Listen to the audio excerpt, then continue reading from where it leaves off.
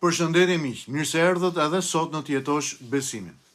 Sot dëshiroj të flas për rritjen shpirtërore.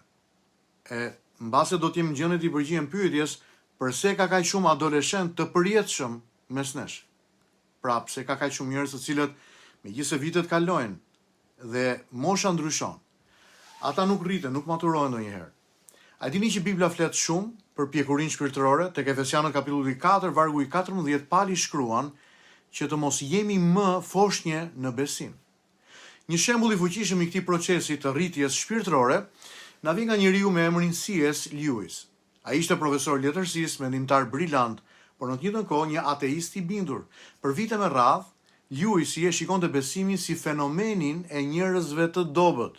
Pra, Lewis ishte skeptik i paqëndrueshëm shpirtërisht dhe i mbështetur vetëm tek arsyetimi njerëzor, tek logjika.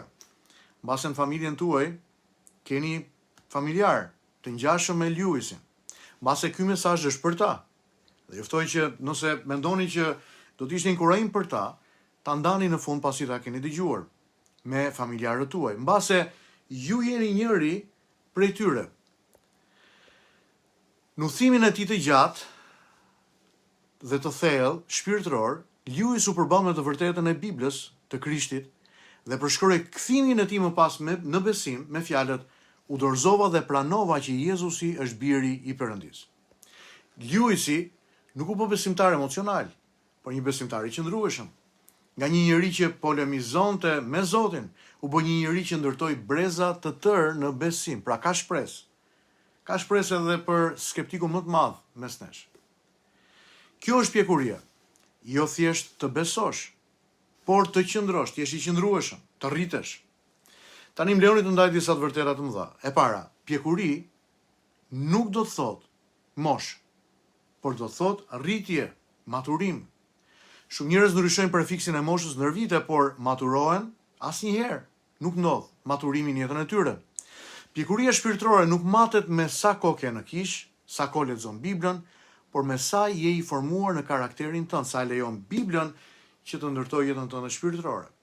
Aristoteli thoshte, pjekuria është aftësia për të zgjedhur të drejtën, edhe kur është e vështirë. Lewis nuk u bë i matur sepse u bë plak, por sepse lejoi të vërtetën ta ndryshonte. Së dyti, besimi i papjekur lëkundet nga çdo ide. Pali na paralajmëron, besimtari i papjekur është një lloj si varka pa spirancë. Ky besimtar ndjek emocione, trende dhe rrëzohet nga presioni shoqëror. Kierkegaardi do të shkruante që besimi fillon atje ku mbaron rehatia, komforti. Lewis kaloi nga një besim i arsyetuar në një besim të rrënjosur në bindje. Ai nuk ndiqte më ide, por të vërtetën e fjalës së Zotit. Së treti, pjekuria sjell dallim, qëndrueshmëri edhe paqe. Njeriu i pjekur shpirtërisht nuk reagon menjëherë, nuk friksohet lehtë dhe nuk e shet bindjen për miratimin e shumicës. Filozofi gjerman Kanti do thoshte që pjekuria është guximi për të përdorur mendjen tënde me përgjegjësi, ndërsa Bibla e çon më thellë. Pjekuria është guximi për të jetuar sipas fjalës së Zotit, edhe kur je vetëm. Meditimi i kësaj dite na sfidon. Së pari, apo ndërtoj rrënjë, apo vetëm jam duke ndërtuar një jetë emocionale? Së dyti, a jam i qëndrueshëm në lutje dhe në fjalën e Zotit, apo vetëm reagues ndaj krizave të ndryshme? Së treti, a më karakterizon paqja apo paqëndrueshmëria? Për shembull, në familje, pjekuria shihet tek durimi dhe tek përgjegjësimarrja. Në komunitetin e besimit, në kish, pjekuria shihet në shërbim të qëndrueshëm dhe jo në një entuziazëm emocional të përkohshëm. Në shoqëri, pjekuria shihet tek integriteti, besueshmëria, ndershmëria. Lewisi shkroi më tej: integriteti është të bësh gjën e duhur edhe kur askush nuk është duke të parë. C.S. Lewis kaloi nga skepticizmi në besim, nga paqëndrueshmëria tek themeli, nga të qenurit një foshnjë, një bebe shpirtërore, në një person i pjekur dhe i matur. Veprat e tij janë të jashtëzakonshme. Pikërisht kjo është thirrja jon sot. Mos u kënaq me fillimin tënd, syno rritjen, sepse besimi i njeriu të pjekur nuk është ai që ndjen shumë, por ai i cili është i qëndrueshëm. përballë sfidave dhe betejave të jetës. Miq, ju ftoj që t'i lutemi Zotit së bashku.